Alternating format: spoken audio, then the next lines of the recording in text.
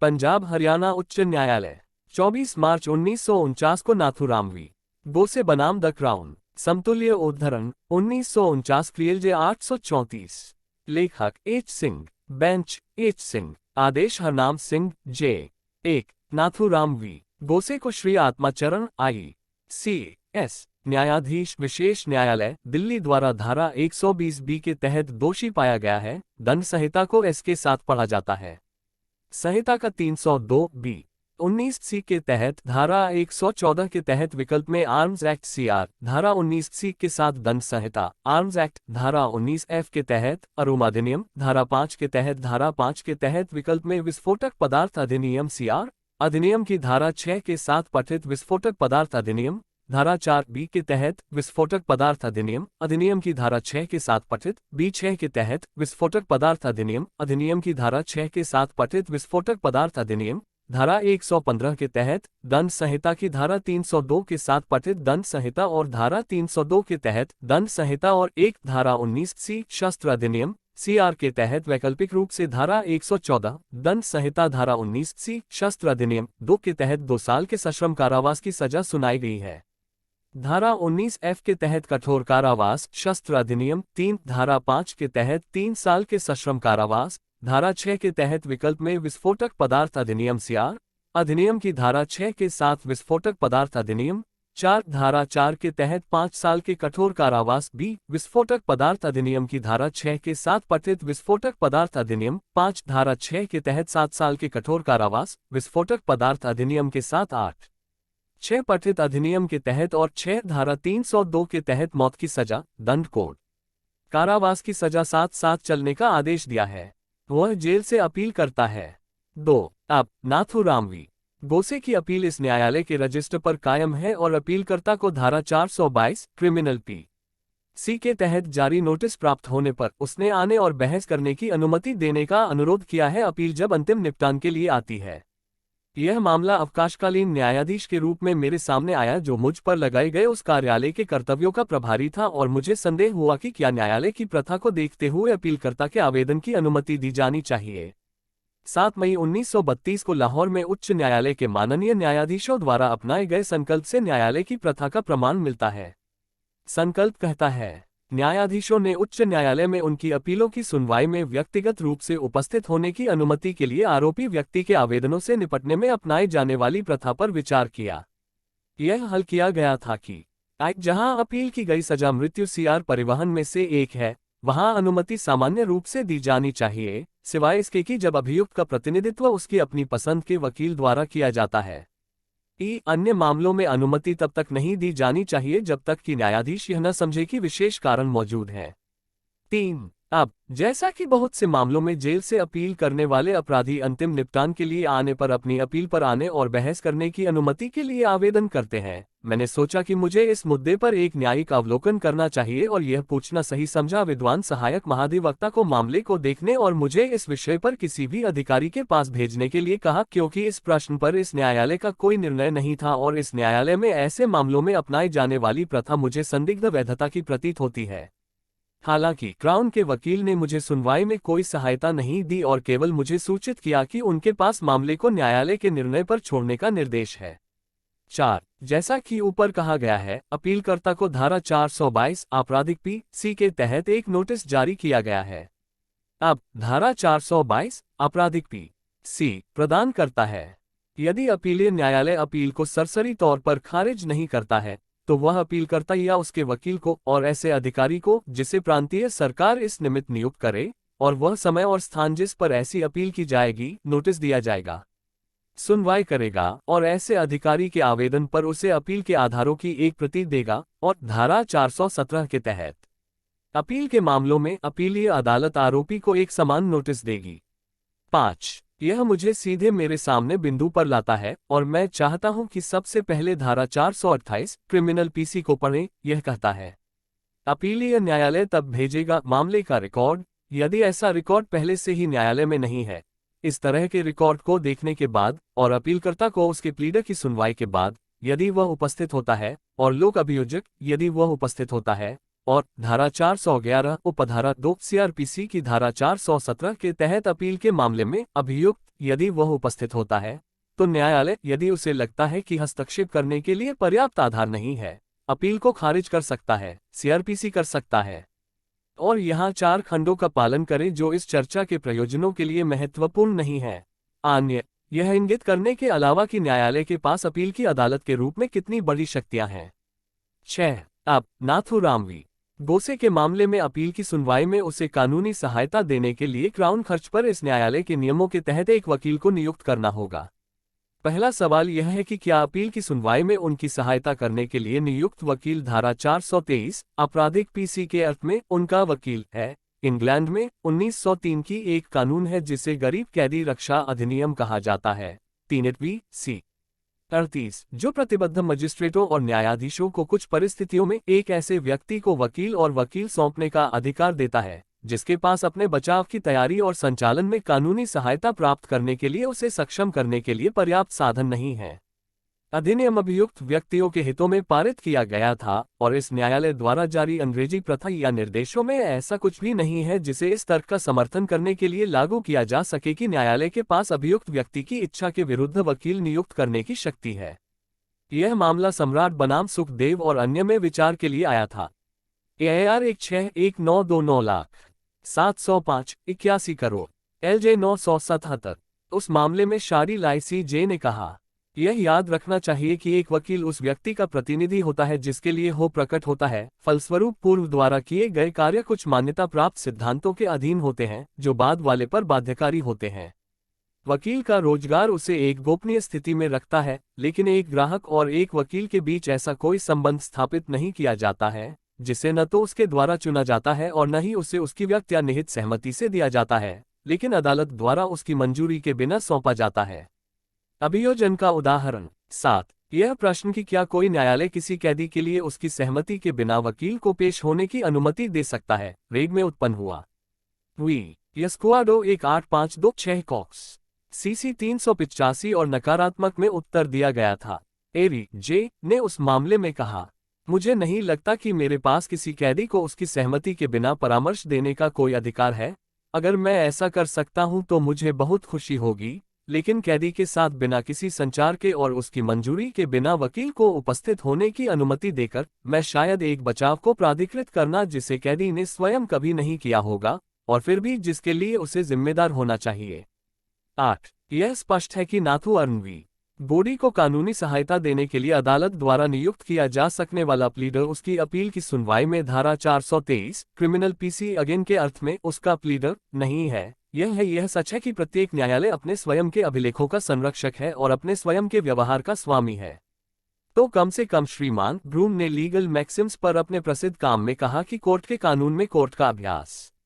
पर ब्रूम के legal Maxim's के 83वें संस्करण में हम पाते हैं। अंत में, यहाँ तक जहाँ आपराधिक कानून में अभ्यास का तरीका अभियुक्त के प्रतिकूल रहा है और न्याय और मानवता के सिद्धांतों के विपरीत रहा है, यह माना गया है कि इस तरह की प्रथा कानून का गठन करती है और संसद के अधिकार के बिना इसे बदला नहीं जा सकता है। जैसा कि पहले ही कहा जा चुका है, इस तरह के मामलों में इस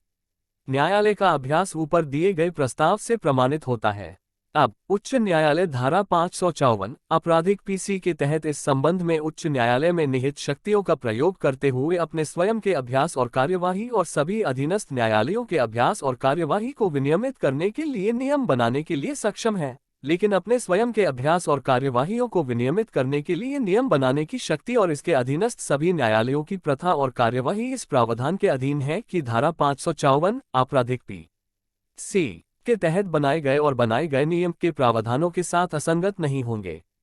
कोड इस समय लागू किसी अन्य कानून को सीआर। सवाल यह है कि क्या एक अपीलकर्ता जो जेल में है और जिसने जेल के प्रभारी अधिकारी के माध्यम से अपनी अपील प्रस्तुत की है, यदि वह चाहे तो अपनी अपील की सुनवाई में व्यक्तिगत रूप से उपस्थित होने का हकदार है,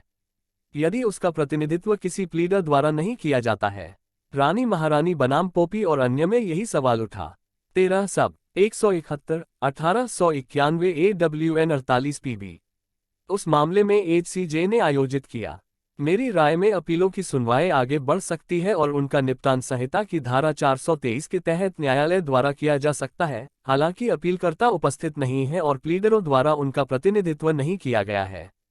सीधे और युवा जे जे HCJ द्वारा व्यक्त की गई राय से सहमत थे, जबकि महमूद जे ने पूर्ण पीठ के बहुमत द्वारा व्यक्त की गई राय से असहमति दर्ज की और कहा कि ऑडी के सिद्धांत पाटेम और यूबीआई जूस IBI रिमेडियम और कोर्ट की धारा 423 के प्रावधानों को बदलते हैं। अपील की सूचना के रूप में इसका अर्थ यह है कि जहां एक अपील स्वीकार की जाती है और धारा 421 के तहत संक्षेप में खारिज नहीं की जाती है, अपीलकर्ता के पास सुनवाई का वास्तविक अवसर होना चाहिए, और यह कि धारा 433 में पारित होने में रिकॉर्ड को देखने और अपीलकर्ता CR अपने प्लीडर को सुनने के बाद, यदि वह उपस्थित होता है, शब्द वह प्लीडर को संदर्भित करता है और उनमें से किसी एक के रूप में नहीं पढ़ा जाना चाहिए कि किसी भी मामले में शब्द यदि वह प्रकट होता है, इसे धारा के तहत अपील के निपटान के लिए एक शर्त बनाए कि अपीलकर्ता को सुना जाता है। CR में कम से कम पेश होने का विकल्प होता है कि शब्द प्रकट होता है अपीलकर्ता की व्यक्तिगत उपस्थिति को दर्शाता है, और यह कि एक अपील जिसे स्वीकार कर लिया गया है का निपटारा नहीं किया जा सकता है जब तक कि अपीलकर्ता अपीलीय न्यायालय के समक्ष न हो। धारा 423 के अर्थ के भीतर CRPC की सुनवाई की जा सकती है। बादशाह बनाम लाई बहादुर 50 और 543 A151928 ALL के मामले में इलाहाबाद उच्च न्यायालय की पुल बेंच के समक्ष मामला फिर से विचार के लिए आया। 84-29 करोड़ LJ 334। पूर्ण पीठ को संदर्भित प्रश्न जेल में एक अपराधी के अधिकार से संबंधित है जिसकी अपील व्यक्तिगत रूप से अदालत में पेश होने के लिए लंबित थी, अगर वह अपील की सुनवाई के लिए निर्धारित तिथि पर और अपने मामले में बहस करने के लिए चाहे तो व्यक्ति। मामला मूल रूप से बॉयज जे के सामने आया था, जिनका मानना कि अपीलकर्ता का अधिकार है, यदि वह चाहता है तो सुनवाई में व्यक्तिगत रूप से उपस्थित होने के लिए एक पूर्ण बेंच के संदर्भ के लिए कहा कि निर्णय के मद्देनजर क्वीन एम्प्रेस बनाम Poppy 13 all court 171-1891 WN 48 PB संदर्भित आदेश में बॉयज जे ने कहा, धारा 422 द्वारा क्रिमिनल PC इस कोर्ट को आदेश दिया जाता है कि वह अपीलकर्ता CR उसके प्लीडर को नोटिस दे, और यह स्पष्ट है कि अगर कोई प्लीडर नहीं है तो कोर्ट को अपीलकर्ता को नोटिस देना चाहिए। यदि अपीलकर्ता व्यक्तिगत रूप से न्यायालय में उपस्थित होने की इच्छा व्यक्त नहीं करता है तो निश्चित रूप से मामले का अंत हो जाता है, लेकिन यदि वह उपस्थित होने की इच्छा व्यक्त करता है तो मुझे यह धारण करने के लिए एक अस्थिर रवैया प्रतीत होता है कि यद्यपि वह नोटिस दिया जाना चाहिए, उसे उस नोटिस का लाभ उठाने से शारीरिक रूप से रोका जा सकता है, भले ही उसने ऐसा करने की इच्छा व्यक्त की हो। यदि नोटिस प्राप्त होने पर अपीलकर्ता व्यक्तिगत रूप से सुनवाई की इच्छा रखता है तो मुझे लगता है कि उसकी उपस्थिति के लिए व्यवस्था करने से इनकार करना उसे उस अधिकार से वंचित करना है जो नोटिस प्राप्त करने के उसके अधिकार का एक तार्किक परिणाम है। यदि वह उपस्थित होने की अनुमति नहीं मांगता है तो यह आवश्यक नहीं है कि उसे पेश किया जाए। पूरे मामले पर विचार करते हुए लिंडसे बॉयज और इकबाल अहमद जे मिल गया। हमने महारानी बनाम पोपी 13 सभी में इस न्यायालय की पूर्ण पीठ के निर्णय पर विचार किया है। 171-1891 AWN 48 FB और हम उस मामले में तर्क से सहमत होने में असमर्थ हैं, और यह राय है कि निर्णय बहुत दूर चला गया जब यह माना गया कि जेल से अपीलकर्ता को अपनी अपील की सुनवाई में उपस्थित होने का कोई अधिकार नहीं है, यदि वह ऐसा करना चाहता है और उसके पास उसका प्रतिनिधित्व करने के लिए कोई वकील नहीं है। इसी तरह हम बाम प्रसाद बनाम सम्राट AIR 141927 अवध 812-28 करोड़ के मामले में विद्वान न्यायाधीशों से सहमत होने में खुद को असमर्थ पाते हैं। LJ 679 जहां वे कहते हैं, जैसा कि उसने जेल से अपील की थी, वह अपनी अपील पर बहस करने के लिए व्यक्तिगत रूप से पेश होने का हकदार नहीं था। हम मानते हैं कि धारा 422 के तहत अपीलकर्ता को नोटिस दिए जाने की स्थिति में पहुंच गया है। आपराधिक PC वह हकदार है, यदि वह ऐसा चाहता है तो वह व्यक्तिगत रूप से उपस्थित होने का हकदार है, यदि उसका प्रतिनिधित्व एक प्लीडर द्वारा नहीं किया जाता है। 9 सम्राट बनाम जालम भारत सिंह दिल्ली 1938 बॉम्बे 367 AIR 251938 बम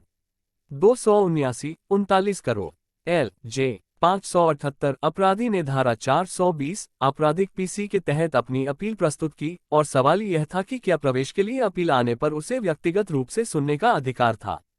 उस मामले में ब्यूमोंट CJ ने कहा, मुझे लगता है कि अपीलकर्ता को नोटिस देने के लिए धारा 422 के तहत अदालत पर लगाया गया दायित्व, यदि उसके पास कोई वकील नहीं है, में शामिल है कि अपीलकर्ता को नोटिस पर कार्रवाई करने के लिए प्रकाश होना चाहिए और अदालत में अपनी अपील पर बहस करने के लिए आना चाहिए, यदि वह ऐसा करता है। अरमान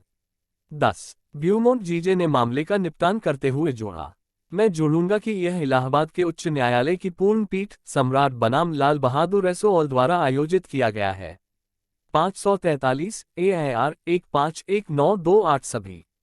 84-29 करोड़ LJ 334 FB कि जहां धारा 422 के तहत एक नोटिस जारी किया जाता है, अपीलकर्ता हकदार है यदि वह चाहे तो अपील की सुनवाई पर उपस्थित होने के लिए या तो स्वयं एक प्लीडर द्वारा। मैं उस फैसले से सहमत हूं, लेकिन मेरी राय में जहां अदालत धारा 421 के तहत एक अपील पर विचार कर रही है, वह अभियुक्त को सुने बिना अपील को सरसरी तौर पर खारिज करने का हकदार है और अभियुक्त को अपने होने पर जोर देने का कोई अधिकार नहीं है। सुना वॉस्कोडू जे ने ब्यूमोंट 0 जे द्वारा व्यक्त की गई राय से सहमति व्यक्त की और यह मानते हुए कि जेल से अपील करने वाले आरोपी व्यक्ति को अपनी अपील के प्रवेश के समय व्यक्तिगत रूप से सुनवाई का कोई अधिकार नहीं है। हालांकि मामला अलग है जब अपीलकर्ता को धारा 422 क्रिमिनल FCC एम्पर बनाम लाई बहादुर 50 और 543 AIR 151928 ऑल के तहत नोटिस दिया जाता है। 84-29 करोड़ LJ 334 फेसबुक यह सच है कि सम्राट बनाम जालम भारत सिंह ILR 1938 बॉम्बे ब्यूमोंट 0 जे और वास्कोड्यू जे द्वारा व्यक्त की गई राय 357 AIR 251938 बम 279 करोड़ H 3 578 जी की व्याख्या के लिए एक ओबिटर डिक्टम था। 423 उस मामले में आपराधिक PC सीधे तौर पर उत्पन्न नहीं हुआ था, लेकिन उस मामले में उस प्रख्यात मुख्य न्यायाधीश सर जॉन ब्यूमोंट द्वारा व्यक्त की गई राय, जिसके साथ वास्कोड्यू जे ने सहमति व्यक्त की, बहुत अधिक वजन का हकदार है। 11 फिर कलोस हीराद और अन्य में v the king AIR 311944 PC 93 करोड़ LJ 105 सोमालीलैंड के संरक्षित न्यायालय से एक आपराधिक अपील प्रिवी काउंसिल के उनके प्रभुत्व ने मनाया। उनके आधिपत्य को यह प्रतीत होता है कि दोषी व्यक्ति के अधिकार के संबंध में प्रावधान केवल निर्देशिका चरित्र के नहीं है। उपधारा 2 में यह प्रावधान है कि मुकदमे में दोषी ठहराए गए अपीलकर्ताओं की स्थिति में गरीब व्यक्ति अपील दायर करने के अधिकार के रूप में हकदार हैं ताकि ऐसी अपील की तैयारी और संचालन के लिए उन्हें एक वकील सौंपा जा सके। विचाराधीन उपखंड को एक बहुत ही तकनीकी निर्माण के लिए दिए जाने का कोई कारण प्रतीत नहीं होता है। अपील आयोजित करने के उद्देश्य से वकील के असाइनमेंट की आवश्यकता उनके आधिपत्य को यह देखने की आवश्यकता को शामिल करने के लिए प्रतीत होती है कि वकील के लिए सुनवाई में उपस्थित होना संभव होगा। उन कठिनाइयों के लिए सराहना की जाती है जो उनके सामने उनके आधिपत्य के मामले में होती हैं। अपील की सुनवाई के लिए निर्धारित तिथि पर समय पर उपस्थित होने के लिए वकील के लिए पर्याप्त जहाज द्वारा 150 मील समुद्र पार करना असंभव हो सकता है। ऐसा प्रतीत होता है कि ये विचार अपील न्यायालय के रूप में बैठे न्यायाधीश के दिमाग में मौजूद नहीं थे और उनके आधिपत्य को ध्यान में रखते हुए 8-3 गरीब व्यक्तियों की रक्षा अध्यादेश के प्रावधान जहां तक अपील का संबंध है एक मामले के रूप में है पदार्थ की अवहेलना की गई है। वे जोड़ेंगे कि ऐसा कोई विशेष कारण नहीं लगता है कि श्री मुनीलाल को उपस्थित होने में सक्षम बनाने के लिए अपील की सुनवाई कुछ दिनों के लिए नहीं होनी चाहिए और उनके आधिपत्य को सूचित किया जाता है कि वह वास्तव में ब्रिटिश बोमालीलैंड पहुंचे थे 2 जुलाई 1942 ताकि तुलनात्मक रूप से थोड़े समय के लिए स्थगन से वह CRPC की अपील पर आने और बहस करने में सक्षम हो सके। अपील न्यायालय के रूप में बैठे न्यायाधीश के दिमाग में उपस्थित थे और उनके आधिपत्य को देखते हुए 8-3 गरीब व्यक्ति रक्षा अध्यादेश जहां तक का संबंध है के प्रावधानों की अवहेलना की गई है। वे जोड़ेंगे कि ऐसा कोई विशेष कारण नहीं लगता है कि श्री मुनीलाल को उपस्थित होने में सक्षम बनाने के लिए अपील की सुनवाई कुछ दिनों के लिए नहीं होनी चाहिए और उनके आधिपत्य को सूचित किया जाता है कि वह वास्तव में ब्रिटिश बोमालीलैंड पहुंचे थे 2 जुलाई 1942 ताकि तुलनात्मक रूप से थोड़े समय के लिए स्थगन से वह CRPC की अपील पर आने और बहस करने में सक्षम हो सके। अपील न्यायालय के रूप में बैठे न्यायाधीश के दिमाग में उपस्थित थे और उनके आधिपत्य को देखते हुए 8-3 गरीब व्यक्ति रक्षा अध्यादेश जहां तक का संबंध है के प्रावधानों की अवहेलना की गई है। वे जोड़ेंगे कि ऐसा कोई विशेष कारण नहीं लगता है कि श्री मुनीलाल को उपस्थित होने में सक्षम बनाने के लिए अपील की सुनवाई कुछ दिनों के लिए नहीं होनी चाहिए और उनके आधिपत्य को सूचित किया जाता है कि वह वास्तव में ब्रिटिश बोमालीलैंड पहुंचे थे 2 जुलाई 1942 ताकि तुलनात्मक रूप से थोड़े समय के लिए स्थगन से वह CRPC की अपील पर आने और बहस करने में सक्षम हो सके। 12 अब गैलोस हीराद बनाम द किंग AIR 311944 PC में दर्ज मामले के बीच विस्तार के मामलों में जो भी अंतर हो सकता है 93-46 करोड़ LJ 105 और वर्तमान मामला। एक बात निश्चित है कि उसकी अपील की तैयारी और आचरण के लिए दोषी अपीलकर्ता को वकील के असाइनमेंट की आवश्यकता उनके आधिपत्य को यह देखने की आवश्यकता को शामिल करने के लिए प्रतीत होती है कि यह संभव होगा सुनवाई में उपस्थित होने के लिए वकील। धारा 3 British Somaliland poor persons defence ordinance number 26 of 1939 में निम्नानुसार प्रावधान है। 1 जहां किन्हीं कारणों से यह प्रतीत होता है कि न्याय के हित में यह वांछनीय है कि एक अभियुक्त व्यक्ति को अपने मुकदमे में अपने बचाव का एक विज्ञापन आचरण तैयार करने में कानूनी सहायता मिलनी चाहिए और उसके साधन सक्षम करने के लिए अपर्याप्त है उसे ऐसी सहायता प्राप्त करने के लिए। एक मुकदमे के लिए आरोपी व्यक्ति की प्रतिबद्धता पर एक प्रमाणित अधिकारी करोड़ बी चैप के तहत आयोजित किसी भी जांच में दर्ज बयानों को पढ़ने के बाद किसी भी समय एक प्रमाणित अधिकारी। 16 यहाँ दी गई अनुसूची में निर्दिष्ट किसी भी अपराध में आपराधिक न्याय अध्यादेश का प्रशासन या C3/304 दंड संहिता CR एक प्रयास CR इस तरह के अपराध के लिए एक अपराध के लिए मुकदमे पर एक मूल निवासी के खिलाफ आरोप तय करने पर एक प्रमाणित अधिकारी प्रमाणित कर सकता है कि आरोपी व्यक्ति के पास ऐसा होना चाहिए कानूनी सहायता, और यदि एक वकील की खरीद करना संभव है तो ऐसा आरोपी व्यक्ति अपने लिए एक वकील नियुक्त करने का हकदार होगा। 2 ऐसा कोई भी आरोपी व्यक्ति जिसे इस धारा की उपधारा 1 के प्रावधानों के तहत एक वकील सौंपा गया है, अगर इस तरह के मुकदमे में दोषी ठहराया जाता है तो वह अपील के संरक्षित न्यायालय में अपील दायर करने का हकदार होगा। इस तरह की अपील की तैयारी और संचालन के लिए उसे एक वकील नियुक्त करने के लिए। 13 अब स्थिति यह है, आपराधिक दंड संहिता की धारा 422 के द्वारा इस न्यायालय को आदेश दिया जाता है कि वह अपीलकर्ता को उसके वकील को उस समय और स्थान के बारे में नोटिस दे जहां ऐसी अपील की सुनवाई की जाएगी। वर्तमान मामले में दोषी अपीलकर्ता के पास उसका प्रतिनिधित्व करने के लिए कोई याचिकाकर्ता नहीं है और ऐसा होने पर अपील की अदालत को उसे नोटिस देना चाहिए, और यदि नोटिस प्राप्त होने पर अपीलकर्ता सुनवाई में व्यक्तिगत रूप से उपस्थित होने की इच्छा व्यक्त करता है उनकी अपील पर, मुझे लगता है कि उनकी उपस्थिति के लिए व्यवस्था करने से इनकार करना उन्हें अधिकार से वंचित करना है जो नोटिस पाने के उनके अधिकार का तार्किक परिणाम है। 14 इस बिंदु को छोड़ने से पहले मैं यह जोड़ सकता हूं कि इंग्लैंड में इस बिंदु पर कानून B11 उपए में निहित है। आपराधिक अपील अधिनियम 1907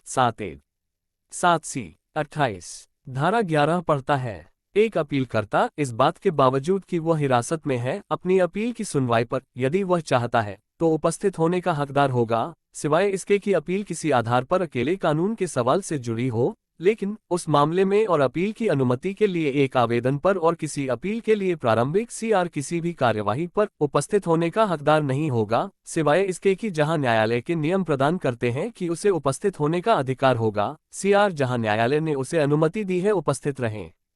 15 पूर्वगामी कारणों के लिए लिंडसे बॉयज और इकबाल अहमद JJ द्वारा व्यक्त किए गए विचार के बाद